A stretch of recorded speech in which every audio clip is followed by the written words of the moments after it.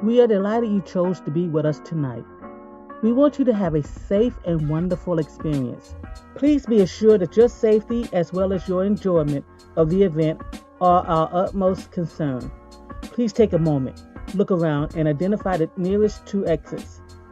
Whether in a virtual setting at your home or physically in some form of venue, you must always be ready. So please identify two exits in your current location in the event it is necessary to evacuate quickly and orderly. Also, during this COVID-19 pandemic, please remember to wear your mask, wash your hands, and always stand 6 feet apart from others.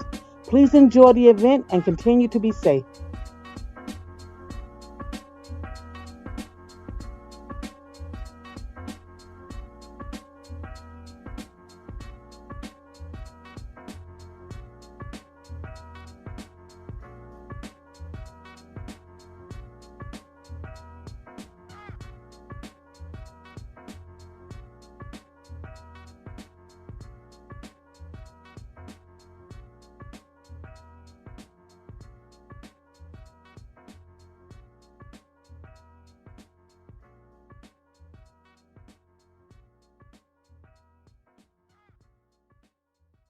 Good evening, and welcome to the first coalition of Staten Island Black-led community-based organizations Candidates Forum Week. My name is Rachel McCain, and I am a member of Alpha Kappa Alpha Sorority Incorporated, Hidden Pearls of Staten Island Interest Group. Our organization and like-minded organizations are excited to create opportunities for our members to hear directly from the candidates so that they can make informed decisions when voting. Our coalition pledges to maintain each forum as a balanced opportunity to all candidates to express their views. We are nonpartisan and do not support any political party or candidate. It is important for you to know that we sent personal invitation to each candidate running for citywide and Staten Island offices. Those who appear on the forum accepted our invitation. Those candidates who do not appear did not respond to our invitation. To assure that our members are informed voters, we will spend each night this week meeting candidates who have accepted our invitation to the forum. On Friday night, we will host a forum focused on the 5 ballot changes. That's right, there are 5 proposed changes in the state constitution. You should know about them and vote on each one. Tonight, we will hear from the candidates running for the office of New York City Public Advocate and New York City Comptroller. Before I turn tonight's session over to the moderator, I want to take a moment to highlight the coalition members and thank each of them for their partnership on this important and historic effort. The coalition of Black-led organizations include Hidden Pearls of Staten Island, Alpha Kappa Alpha Incorporated, African Community Alliance of Staten Island, Empowerment Zone Incorporated, Fatherhood Matters, the Harriet Tubman Purple Hat Society Incorporated, Lambda Kappa Mu Sorority Incorporated, Lambda Chapter, Staten Island National Council of Negro Women Incorporated, Staten Island Alumni Chapter of Delta Sigma Theta Sorority Incorporated, Staten Island Black Heritage, and Staten Island branch of the NAACP. In addition, we would like to thank the members of all the organizations who have joined us this evening. Reminder, early voting starts this coming Saturday and your vote matters. So sit back, relax, and enjoy. Remember, if you don't vote, your voice will not be heard. I am now turning the microphone over to this evening's moderator, Letricia McClearly. Welcome, everyone. Welcome to this evening's forum sponsored by the First Coalition of Staten Island Black-led community-based organization. I am your moderator for tonight, Letricia McClearly, a member of Alpha Kappa Alpha Sorority Incorporated, the Hidden Pearls of Staten Island. Before we begin, let's go over some ground rules. We have 2 minutes to introduce yourselves, 90 seconds to answer questions that were predetermined by our attendees, and 1 minute to wrap up. There will be a question and answer period as well. Attendees, please place your questions in the chat room. We will provide time for the candidates to answer those questions. We look forward to providing a comprehensive forum featuring the candidates vying to be your next public advocate. I hope tonight is a valuable experience and that all members of the Staten Island community remember to participate in the elections during the early voting or on November 2nd. To ensure fairness, candidates will speak in order of their arrival to the forum. Our speaking order for opening statements is as follows. It is my impression that Mr. Jumaane Williams arrived first, and so he will speak first, followed by Mr. Devin Balkind. I now will invite Mr. Jumaane Williams to give your opening statement. Thank you, Ms. McClearly, and all of the organizations who helped put this together. I have to give a special shout out to Michelle Amtempong for making sure I got the invite, and I'm glad that I can be here today. I have been an advocate for the people all of my life, and I've been very proud to bring my experience as an organizer and a legislator to the role of public advocate.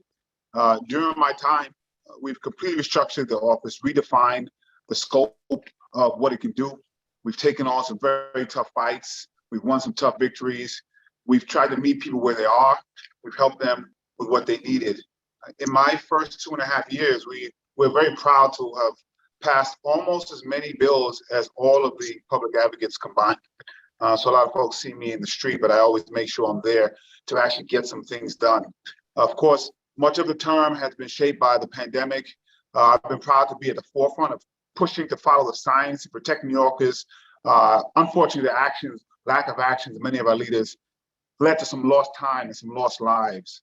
The last 1.5 years have shown more clearly than ever the underlying forces of inequity and injustice, of incompetence of our city. As someone who's worked on these issues long before the pandemic, I am very clear that we cannot go back to normal in the wake of what we just experienced. We have to do better than that.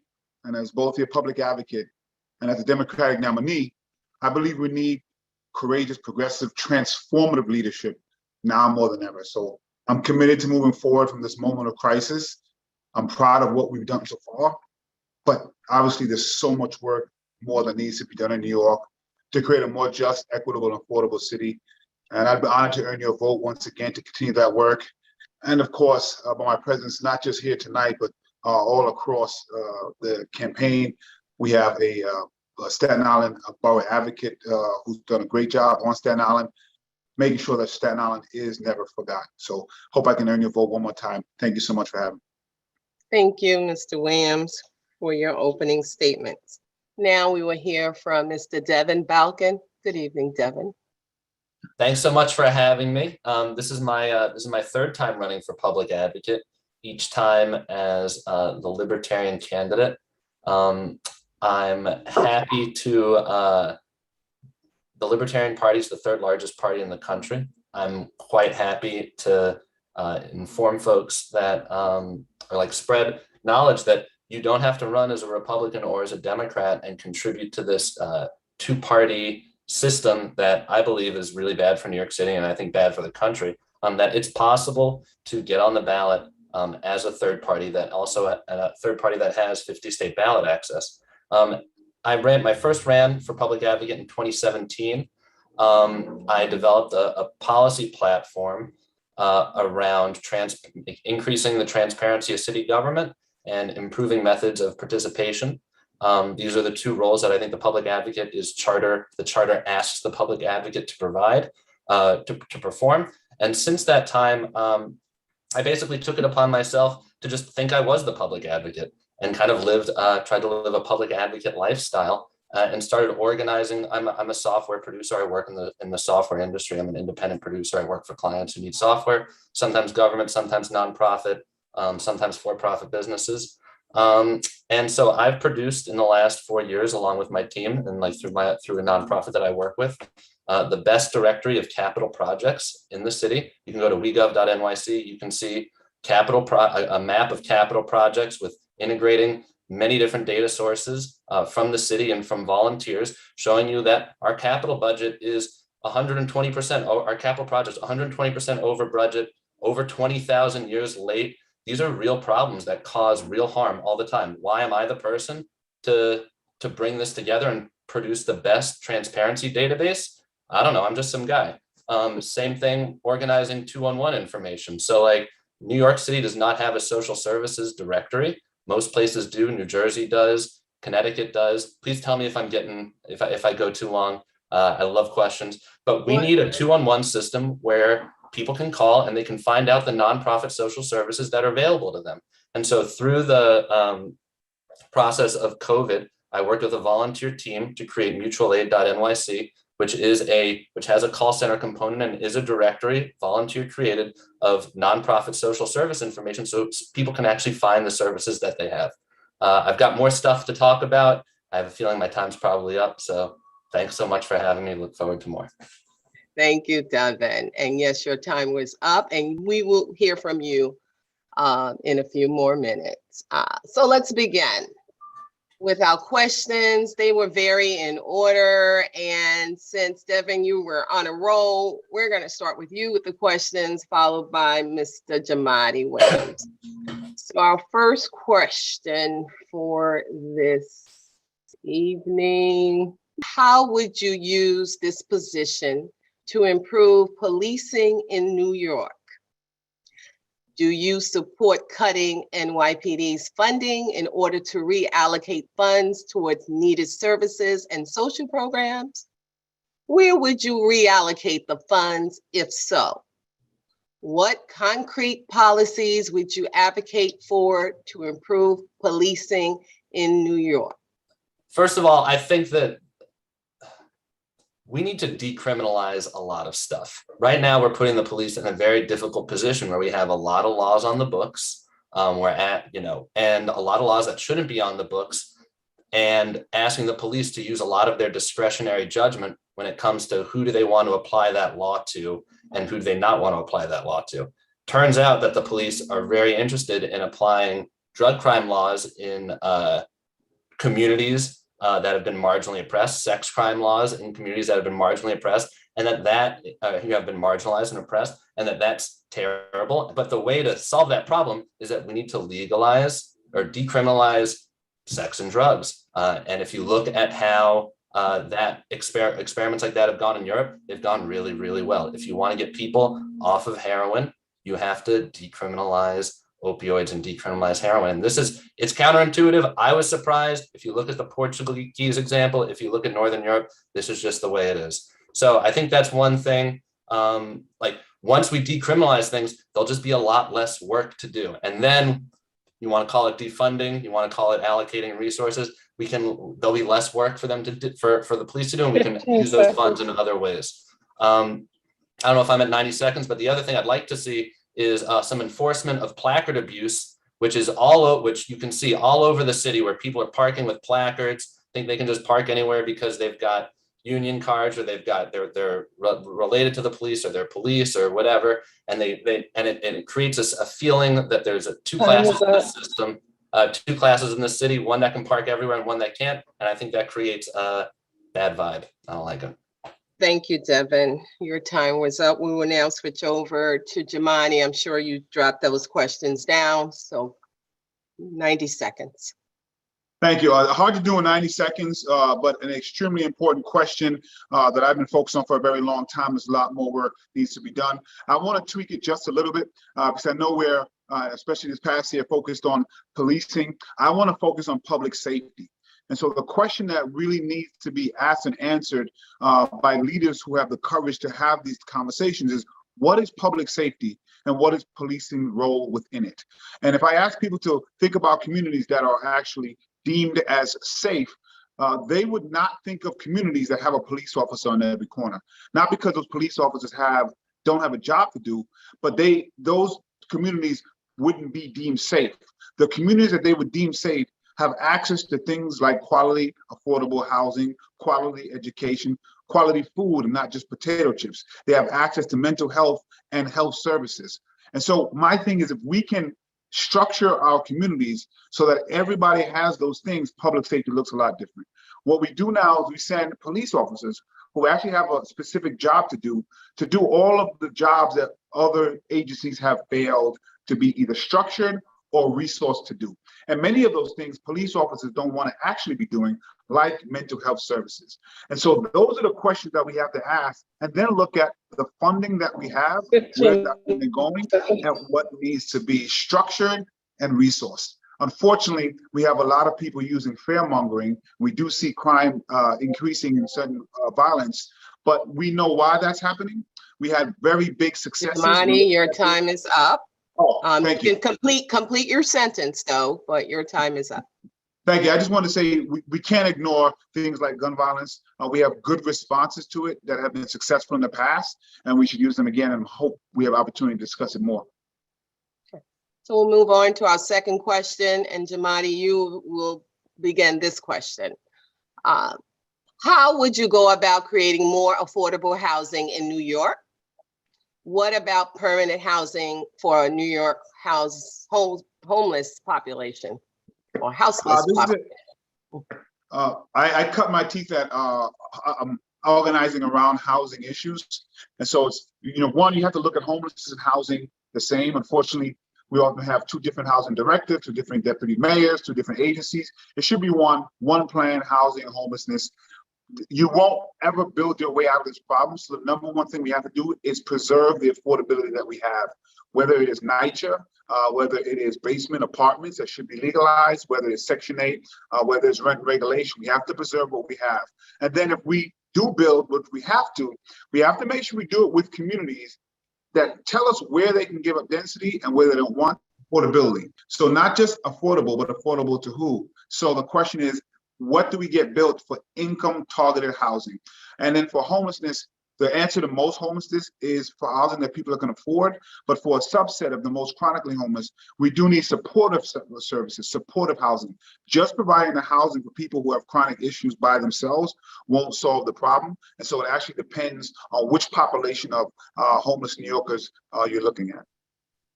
Thank you. Devin? You're on mute, Devin. Unmute yourself.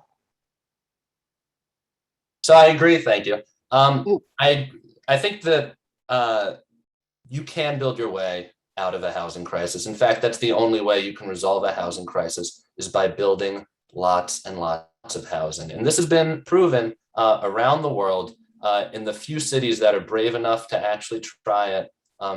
Tokyo is one of them. People think Tokyo is super expensive. It's actually much cheaper than New York City is, and its prices are going down. Why? Because they radically simplified zoning. They took zoning and they actually, in Japan, it's managed at the federal level, but basically they legalized building large buildings that can house lots and lots of people. So I know that people, I'm from here. I don't like it when I see large buildings going up next to the place where I grew up or the place that I live. But there's a moral imperative, and that moral imperative is that people need housing. And particularly, New York is a job center. If we want to give up the jobs, then we don't have to build any more housing because people aren't going to want to come here. But do we really want to make that trade-off? The other trade-off is that we just continue doing the status quo, which is making it extremely expensive to build housing, extremely difficult to build housing. And so only a very specialized small group of developers actually know how to do the politics necessary to get housing built. And that creates a situation where developers are very happy, the ones that are in here and doing business here, because they know how the system works and they can benefit from it. And everyone else has to deal with really, really high housing prices. Preserving affordable housing as it exists right now, different story. Need another 90 seconds for that. Thank you, Devin. Thank you. So I took a look in the chat room, and we have one question. We have more here. So let's go with, what are some concrete things you plan to do other than vocally support and oppose policy decisions made by others? Devin, you can go ahead, and Jumaane will follow. Great. In fact, I'd say I'm not even that interested in vocally supporting or opposing policy decisions made by others. I think the public advocate's job, as the charter kind of outlines, is really refreshing to me. I'm not a politician. I don't like politics stuff. And I think a lot of people are trying to be divisive all the time, say keywords, trick people with words, blah, blah, blah. Instead, what I'm going to do is what I do now, which is that I build software and organize information to make New York City more transparent. I've produced the best capital project directory that exists on the internet. You can go to wegov.nyc and see the data book, and you can see it. I have the best profiles, 30 plus data sets combined for New York City agencies. If you want to learn about a New York City agency, you're going to go to wegov.nyc, and you're going to find that we're basically applying techniques that corporate America, that financial services, that people who use technology very seriously use to organize the city's information and show it to the public. The other side is the participation side. And in other places in the world, you can go online and you can propose projects that the city should do like radical participatory budgeting. Propose projects that people want, get your friends to sign up on them, and the city allocates money to them, and the projects get done. So there's a radical transparency, radical participation agenda that I'm advancing. If you want to learn more about that, you can go to wegov.nyc and see it. But also you can see what's happened in Barcelona, cities like Barcelona, Madrid, where they have online platforms that organize all of this participation. And it's glorious. It's great. We could have it. We need to expect more. Thank you, Devin. Jumaane? First, for the housing, I just want to be clear. We're not that far apart, but I have to be clear. The problem is we're losing more housing than we ever build, and what we're building is not affordable. So you have to go preservations first. You do need more density, but the preservation is the biggest part of the plan. Just so we're clear, the 5 powers of the public advocate is legislative. You get to introduce the legislation. You're an ombudsman, a go-between between the people and the city government. You're a charter cop, making sure the agencies are doing their charter mandated duties. You have a vote on the pension board, and you get to appoint people to the City Planning Commission and CCRB, other types of commission. The 6th one is not charter mandated, but I call it the bully pulpit. So I intend to continue to use all of those tools as much as possible, which we have had successes on. I will say part of the job is holding government accountable, and part of that is being vocal. But you can't be just vocal, which is why we're proud of the bills that we've had passed, the reports we put out, all of which people can see at advocate.nyc.gov. My job and the public advocate's job is not to be for or against any mayor or any institution. It's to do the work of the people, to work with them when it's going right, and to hold them accountable on behalf of the people when it's not. Thank you. At this time, we will wrap up. You have 1 minute of closing remarks. Jumaane, I'm told that you are pressed for time. And so you can start your closing remarks, and then Devin, you can follow. Well, thank you so much for that. And thank you for giving me the opportunity. I really appreciate that. As you can see, I think of both of us, what you will see is we have a very big sincerity in wanting to prove New York City. But we know right now we're entering a new era of New York. With the new administration coming in, new challenges compounding the existing ones. I believe that this moment calls for transformative progressive leadership with management, vision, understanding, collaboration, and the courage to lead through the crisis. And sometimes it still surprises me, strikes me that I'm just a kid from Brooklyn. I have Tourette's syndrome and a pretty prominent troublemaking streak that I could be public advocate, citywide elected official. And I owe that to my family, role models, to a lot of you who gave me your trust, your voice, when you put me in this role. And I work every day to live up to that trust, to raise that voice, to make sure Staten Island is not forgotten. In the last 2.5 years as public advocate, my last decade of public service, I hope I've demonstrated my ability to combine experience and vision to deliver positive change, to be the people's voice, speak to the people's need. I'm your public advocate. I'm proud to be and honored to be. I would be honored again to be with your support. Thank you so much. Peace and blessings, love and light to everyone. Thank you, Mr. Williams. Devin, closing remarks. This is my 3rd time running. I I guess I've said before, I think I found my line, which is that, like, I try to live the public advocate lifestyle. I've read the charter. I'm extremely motivated to see New York City become the world's most transparent government. Like, New York City attracts the most interesting people, hardest working people in the world. I mean, both my parents came here, weren't from here, came here because they wanted to just like work really hard, and made it possible for me to go about and try to do good works. And I think that I want to see our government become the type of place where highly motivated people come to work. They're not coming to work for the banks. They're not coming to work for, kind of like media companies or whatever. They're coming to work for the city because New York City's government is the best government in the world. And it's the best government in the world because it's the most transparent government in the world, using technology to make the experience of living in New York City, if you want it, like SimCity, like a video game where you can go on, you can see the issues at play, you can do participatory budgeting in a way that's fun, you can petition, you can get your friends organized, and you can like really engage. And that requires both commitment to participation tools and a commitment to transparency. I think we can do it. I'm excited. I look forward to doing this over and over again until we get there, whether I'm public advocate or not. Great, thank you. Our candidates for this evening for public advocate, Devin Balkind and Jumaane Williams. In closing remarks, hello once again, everyone. My name is Letricia McClearly, a member of Alpha Kappa Alpha Sorority Incorporated, the Hidden Pearls of Staten Island Interest Group. On behalf of the Coalition of Staten Island Black-led community-based organizations Candidates Forum Week, we thank our candidates for their participation tonight and for their willingness to run for this important office. Good luck.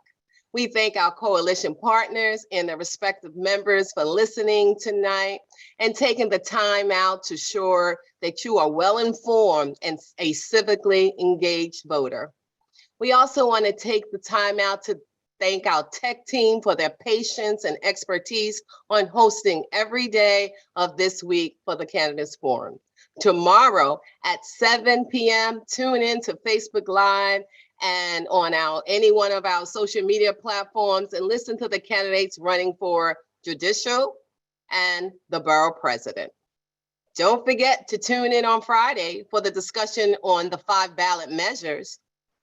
Once again, in closing, we remind you to vote because your vote matters. And if you don't vote, guess what? You don't count. Until next time, good night, everyone.